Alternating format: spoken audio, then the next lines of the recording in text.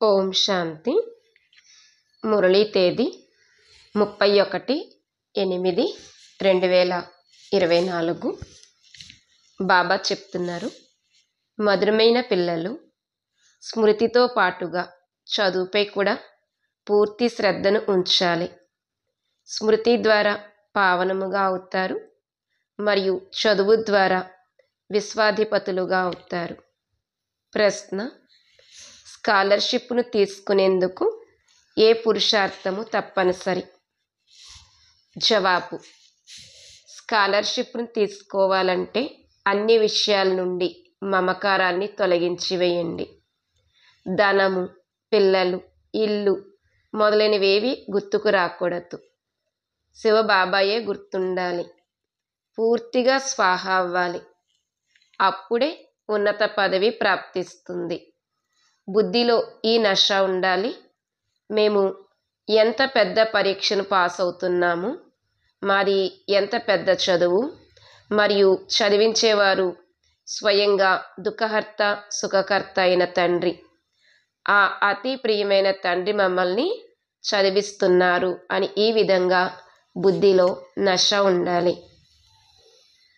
ఓం శాంతి. ఆత్మిక తండ్రి ఆత్మిక పిల్లలకు అర్థం చేయిస్తారు, చదివిస్తారు. కావున పిల్లలకు ఎంతటి నష ఉండాలి. చదివేది అయితే ఆత్మయే కదా. ఆత్మ సంస్కారాలను తీసుకువెళ్తుంది. శరీరమైతే బూడిదైపోతుంది. కావున తండ్రి కూర్చుని పిల్లలను చదివిస్తారు. మేం చదువుకుంటున్నాము, యోగాన్ని నేర్చుకుంటున్నాము అని ఆత్మలు భావిస్తారు. స్మృతిలో ఉన్నట్లయితే మీ పాపాలు అంతమైపోతాయి అని తండ్రి చెప్పారు. పతిత పావనుడైతే ఒక్క తండ్రి. బ్రహ్మ, విష్ణు, శంకరులను పతిత పావన అని అంటారా? లక్ష్మీనారాయణులు అంటారా? అనరు. పతిత పావనుడు ఒక్కరే. మొత్తం ప్రపంచమంతటిని పావనంగా తయారు చేసేవారు వారొక్కరే.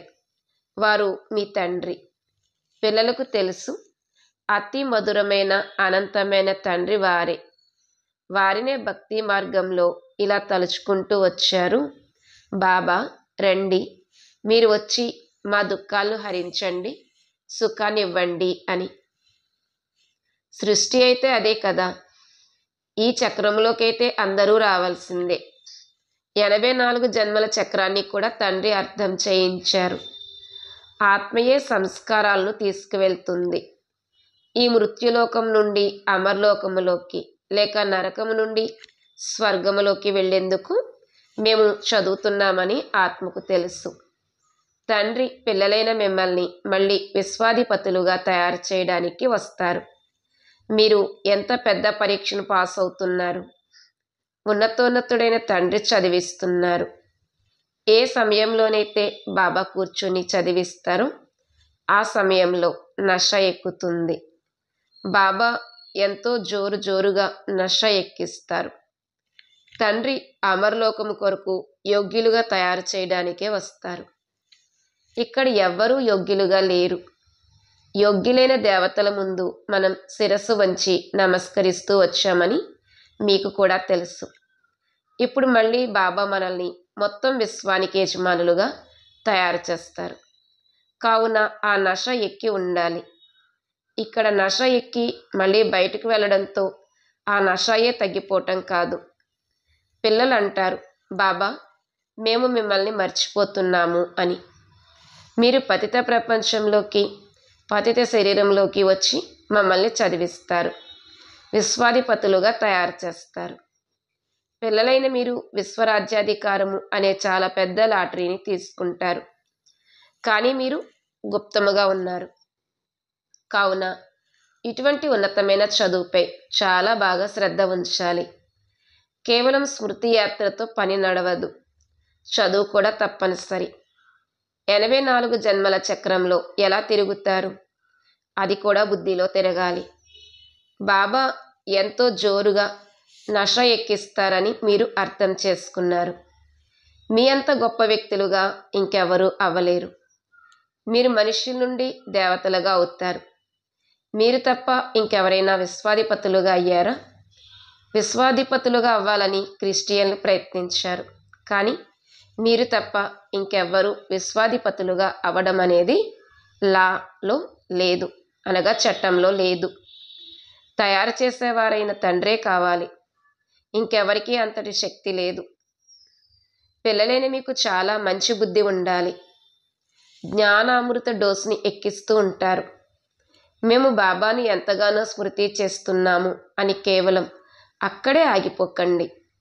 స్మృతి ద్వారానే పావనముగా అవుతారు. కానీ పదవిని కూడా పొందాలి.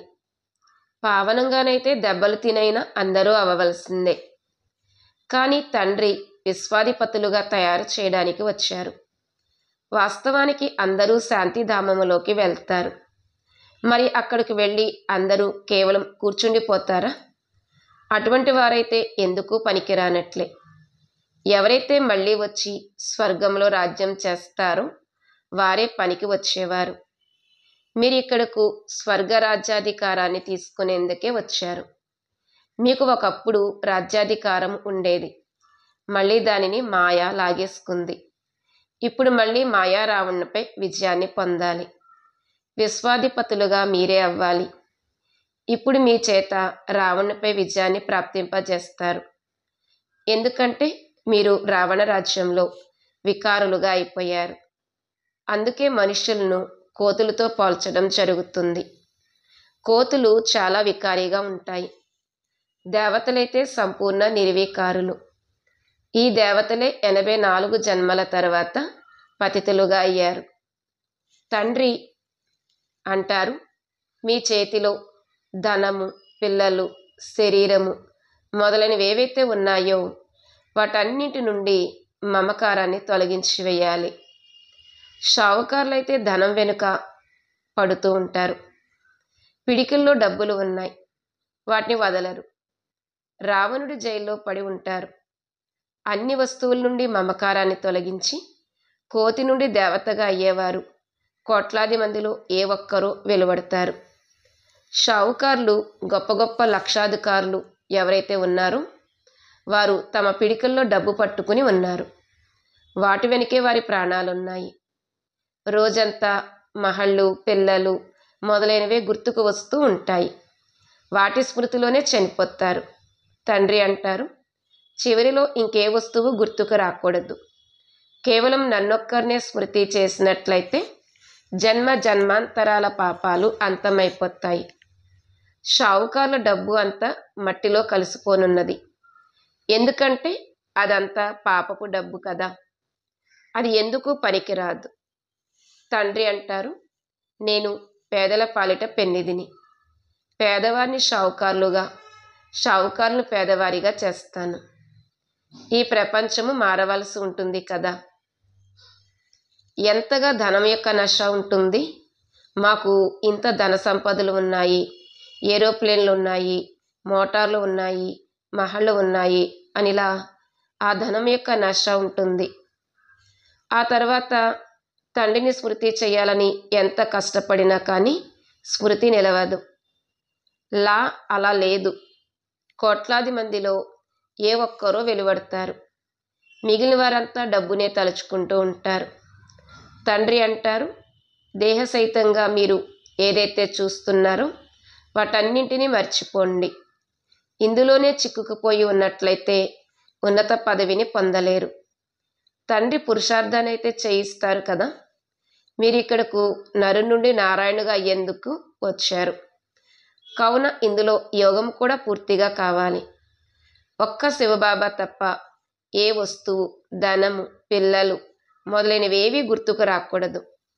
అప్పుడే మీరు ఉన్నతోన్నతమైన స్కాలర్షిప్ను తీసుకోగలుగుతారు, ఉన్నతమైన ప్రైజ్ను పొందగలుగుతారు. వారైతే విశ్వంలో శాంతి ఏర్పడేందుకు సలహా ఇస్తారు. కావున దానితో వారికి పైసా అంత విలువ చేసే మెడల్ లభిస్తుంది. వారు అందులోనే సంతోషపడిపోతారు. ఇప్పుడు మీకు ఏం ప్రైజ్ లభిస్తుంది? మీరు విశ్వాధిపతులుగా అవుతారు.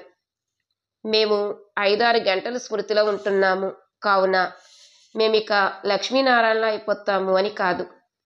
అలా కాదు. ఇందులో ఎంతో కష్టపడాలి. ఒక్క శివబాబాయే గుర్తుండాలి. చివరిలో ఇంకేమీ గుర్తుకు రాకూడదు. మీరు చాలా చాలా గొప్ప దేవతల్లా అవుతున్నారు. తండ్రి అర్థం చేయించారు. మీరే పూజ్యులుగా ఉండేవారు. మళ్ళీ మాయ పూజారులుగా పతితులుగా చేసేసింది. మనుషులు మిమ్మల్ని ఇలా అడుగుతారు, మీరు బ్రహ్మను దేవతగా భావిస్తున్నారా లేక భగవంతునిగా భావిస్తున్నారా అని అడుగుతారు. అప్పుడు మీరు ఇలా చెప్పండి, మేము బ్రహ్మను భగవంతుడు అని అనడం లేదు. మీరు వచ్చి అర్థం చేసుకోండి. మీ వద్ద చాలా మంచి మంచి చిత్రాలు ఉన్నాయి. త్రిమూర్తి సృష్టి చక్రము మరియు వృక్షం యొక్క చిత్రాలు అన్నిటికన్నా నెంబర్ 1 అయినవి. బాబా అంటున్నారు, త్రిమూర్తి చిత్రము, సృష్టి చక్రము, వృక్షం యొక్క చిత్రాలు అన్నిటికన్నా నెంబర్ 1 చిత్రాలు.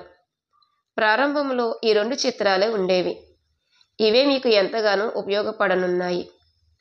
లక్ష్మీనారాయణ చిత్రాన్ని మీరు విదేశాలకు తీసుకువెళ్తే దాని ద్వారా ఎవరు జ్ఞానాన్ని అర్థం చేసుకోలేరు. అన్నిటికంటే ముఖ్యమైన చిత్రాలు త్రిమూర్తి, సృష్టి చక్రము మరియు వృక్షము.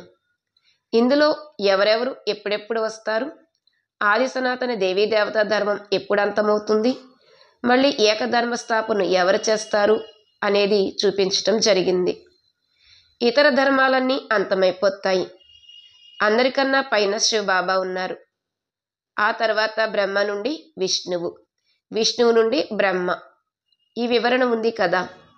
దీనికోసమే చిత్రాలను తయారు చేస్తారు. ఇకపోతే సూక్ష్మవతనము కేవలం సాక్షాత్కారాల కోసమే ఉంటుంది.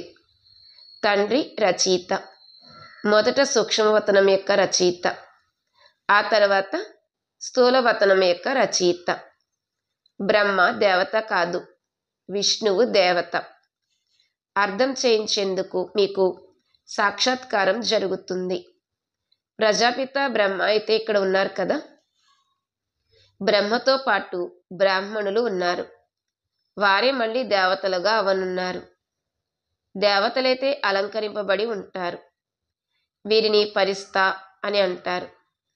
ఫరిస్తాగా అయి మళ్ళీ వచ్చి దేవతా పదవిని పొందుతారు. గర్భమహలులో జన్మ తీసుకుంటారు. ప్రపంచం మారుతూ ఉంటుంది. ముందు ముందు మీరందరూ చూస్తూ ఉంటారు. చాలా దృఢముగా అయిపోతారు. ఇంకా కొద్ది సమయం మాత్రమే మిగిలి ఉంది. మీరు నరుని నుండి నారాయణుగా అయ్యేందుకు వచ్చారు. ఫెయిల్ అయిపోతే ప్రజలుగా అయిపోతారు.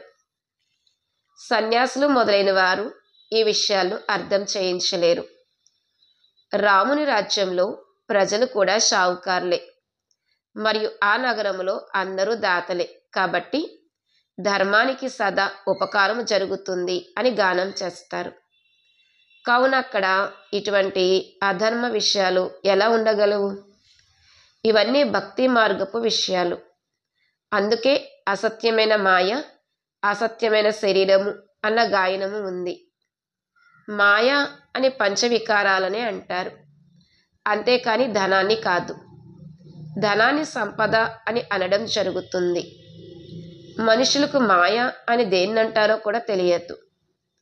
ఈ తండ్రి మధురాతి మధురమైన పిల్లలకు అర్థం చేయిస్తారు. తండ్రి అంటారు, పరమ ఆత్మనైన నేను మిమ్మల్ని నాకంటే కూడా ఉన్నతముగా విశ్వాధిపతులుగా తయారు చేస్తాను. మీరు చదువుతున్నారు. ఇది ఎంతటి ఉన్నతమైన చదువు! మనుష్యుల నుండి దేవతలుగా తయారు చేయడానికి భగవంతునికి ఎంతో సమయం పట్టదు. దేవతలు సత్యయుగంలో ఉంటారు, మనుషులు కలియుగంలో ఉంటారు. మీరిప్పుడు సంగమయుగంలో కూర్చుని మనుషుల నుండి దేవతలుగా అవుతున్నారు. తండ్రి ఎంత సహజంగా తెలియజేస్తారు. పవిత్రముగా తప్పకుండా అవ్వాలి. అలాగే ప్రజలు కూడా ఎంతో మందిని తయారు చేసుకోవాలి. కల్పకల్పము మీరు సత్యయుగంలో ఉన్నంత మంది ప్రజలను తయారు చేస్తారు. సత్యయుగం ఒకప్పుడు ఉండేది, ఇప్పుడు లేదు. మళ్ళీ అది తయారవుతుంది. ఈ లక్ష్మీనారాయణులు విశ్వాధిపతులుగా ఉంటారు. చిత్రాలైతే ఉన్నాయి కదా. తండ్రి అంటారు, ఈ జ్ఞానాన్ని మీకు ఇప్పుడే ఇస్తాను. ఇది మళ్ళీ కనుమరుగైపోతుంది. మళ్ళీ ద్వాపరము నుండి భక్తి ప్రారంభమవుతుంది. రావణ రాజ్యం వచ్చేస్తుంది. సృష్టి చక్రం ఎలా తిరుగుతుంది అనేది మీరు విదేశాల్లో కూడా అర్థం చేయించవచ్చు. లక్ష్మీనారాయణ చిత్రముతో ఇతర ధర్మాల వారికి సంబంధం లేదు. కావుననే బాబా అంటారు, ఈ త్రిమూర్తి మరియు వృక్షము ముఖ్యమైన చిత్రాలు. ఇవి చాలా ఫస్ట్ క్లాస్ అయినవి. ఫలానా ధర్మాలు ఎప్పుడెప్పుడు వస్తాయి, క్రైస్తు ఎప్పుడు వస్తారు అనే విషయాలను వృక్షము మరియు చక్రము ద్వారా అర్థం చేసుకుంటారు. ఆ ధర్మాలన్నీ సగభాగంలో ఉన్నాయి. మిగిలిన సగభాగంలో సూర్యవంశీ చంద్రవంశీలైన మీరు ఉంటారు. ఇది 5000 సంవత్సరాల ఆట. జ్ఞానము, భక్తి, వైరాగ్యము. జ్ఞానము పగలు, భక్తి రాత్రి. మళ్ళీ అనంతమైన వైరాగ్యం వస్తుంది. ఈ పాత ప్రపంచము అంతమైపోనున్నది అని మీకు తెలుసు. కావున దీనిని మర్చిపోవాలి. పతిత పావనుడు ఎవరు? ఇది కూడా నిరూపించాలి. పతిత పావన సీతారాం అని రాత్రింబవళ్ళు గానం చేస్తూ ఉంటారు. గాంధీ కూడా గీతను చదివేవారు. వారు కూడా ఓ పతిత పావన సీతల రాముడా అని గానం చేసేవారు. ఎందుకంటే సీతలైన మీరందరూ వధువులు కదా. ఆ తండ్రి వరుడు. వారు మళ్ళీ రఘుపతి రాఘవ రాజారాం అని అంటారు. అతను త్రేతాయుగపు రాజు. మొత్తం విషయం అంతటినీ తికమక చేసేసారు. అందరూ చప్పట్లు కొడుతూ పాడుతూ ఉంటారు. ఇంతకుముందు నేను కూడా అలా పాడేవాడిని. 1 సంవత్సరం ఖాదీ బట్టలు మొదలైనవి ధరించాను. తండ్రి అర్థం చేయిస్తున్నారు. ఇతను కూడా గాంధీకి ఫాలోవర్గా అయ్యారు. ఇతనైతే అన్నీ అనుభవం చేశారు. ఫస్ట్ నుండి లాస్ట్ అయిపోయారు. ఇప్పుడు మళ్ళీ ఫస్ట్ అవుతారు. ఎక్కడంటే అక్కడ బ్రహ్మను పెట్టేశారు అని మీతో అంటారు. అరే, బ్రహ్మ అయితే వృక్షంలో పైన నిలబడి ఉన్నారు కదా. ఇలా కూడా అర్థం చేయించాలి. ఎంత స్పష్టంగా ఉంది. ఇతను పతిత ప్రపంచపు అంతిమంలో నిలబడ్డారు. శ్రీకృష్ణుని కూడా పైన చూపించారు. 2 పిల్లులు కొట్లాడుకుంటాయి. వెన్నను మధ్యలో శ్రీకృష్ణుడు తినేస్తాడు. మాతలకు సాక్షాత్కారం జరుగుతుంది. అతని నోటిలో వెన్న ఉంది లేక చంద్రుడు ఉన్నాడు అని భావిస్తారు. వాస్తవానికి విశ్వరాజ్యాధికారము నోట్లో ఉంది. 2 పిల్లులు పరస్పరం కొట్లాడుకుంటాయి. వెన్న దేవతలైన మీకు లభిస్తుంది. ఇది విశ్వరాజ్యాధికారపు రూపీ వెన్న. బాంబులు మొదలైన వాటిని తయారు చేయడానికి కూడా ఎంతో అభివృద్ధి చేస్తున్నారు. మనుషులు వెంటనే మరణించేలా ఆ విధమైన వస్తువులను ఉపయోగిస్తారు. అలా ఆర్తనాదాలు చేస్తూ ఉండిపోవడం అనేది జరగకూడదు. హిరోషిమాలో జరిగిన దానికి ఇప్పటి వరకు ఇంకా రోగులుగా ఉన్నారు. కావున తండ్రి అర్థం చేయిస్తారు. మధురాతి మధురమైన పిల్లలు, అర్ధకల్పం వరకు మీరు సుఖముగా ఉంటారు. ఏ రకమైన యుద్ధాలు మొదలైన వాటి మాటే ఉండదు. ఇవన్నీ తర్వాత ప్రారంభమయ్యాయి. ఇవేవి ఉండేవి కావు, అలాగే ఉండవు కూడా. చక్రము రిపీట్ అవుతూ ఉంటుంది కదా. తండ్రి అన్నీ బాగా అర్థం చేయిస్తారు. వాటిని పిల్లలు బాగా ధారణ చేయాలి మరియు ఈశ్వరీయ సేవలో నిమగ్నమైపోవాలి. ఇది చీచీ ప్రపంచము. దీనిని విషయ వైతరిణి నది అని అంటారు. కావున పిల్లలకు తండ్రి కూర్చుని అర్థం చేయిస్తారు.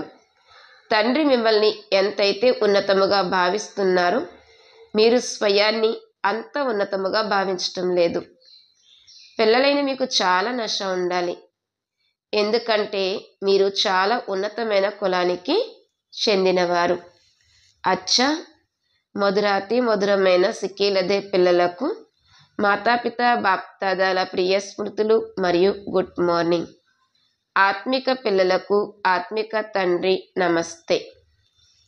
ఆత్మిక తండ్రికి ఆత్మిక పిల్లల యొక్క ప్రియ స్మృతులు మరియు గుడ్ మార్నింగ్ నమస్తే. ధారణ కొరకు ముఖ్య సారము. మొదటి పాయింట్, మీ బుద్ధిని బాగా తీర్చిదిద్దుకునేందుకు రోజు జ్ఞానామృతం యొక్క డోసును తీసుకోవాలి. స్మృతితో పాటుగా చదువుపై కూడా పూర్తి శ్రద్ధను తప్పకుండా ఉంచాలి.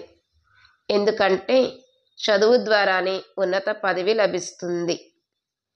రెండో పాయింట్, మనం ఉన్నతోన్నతమైన కులానికి చెందిన వారము. స్వయంగా భగవంతుడే మనల్ని చదివిస్తున్నారు. ఈ నశాలోనే ఉండాలి. జ్ఞానాన్ని ధారణ చేసి ఈశ్వరీ సేవలో నిమగ్నం అవ్వాలి. ఈరోజు వరదానము, సంతుష్టత యొక్క విశేషత ద్వారా ప్రతి కఠినమైన పరీక్షలోనూ సఫలతను పొందే దృఢత సంపన్న భవ. సంతుష్టత యొక్క విశేషత ద్వారా ప్రతి కఠినమైన పరీక్షలోనూ సఫలతను పొందే దృఢత సంపన్న భవ. వరదానం యొక్క వివరణ. సంతుష్టత బ్రాహ్మణుల విశేష లక్షణము. ఏ పాత్ర అయితే లభించిందో అందులో సంతుష్టంగా ఉండటమే ముందుకు వెళ్ళటము. ఏదైనా కింద మీద అయినా లేక ఎవరైనా అవమానించినా కానీ దాత పిల్లలు ఎప్పుడు ఏ విషయంలోనూ అసంతుష్టులు అవ్వలేరు. వారు స్వయముతో కూడా సంతుష్టముగా ఉంటారు మరియు ఇతరులతో కూడా సంతుష్టముగా ఉంటారు. దీని కొరకు ఈ దృఢత సంపన్నమైన సంకల్పము చేయండి. ఎంత కఠినమైన పరీక్ష వచ్చినా కానీ నేను సంతుష్టముగా ఉండాల్సిందే. అప్పుడు సఫలతను పొందుతూ ఉంటారు. స్లోగన్. ఎవరి హృదయంలోనైతే సదా సంతోషమనే సూర్యుడు ఉదయించి ఉంటాడో వారే సంతోషముగా ఉంటారు. ఎవరి హృదయంలోనైతే సదా సంతోషమనే సూర్యుడు ఉదయించి ఉంటాడో వారే సంతోషముగా ఉంటారు. ఓం శాంతి.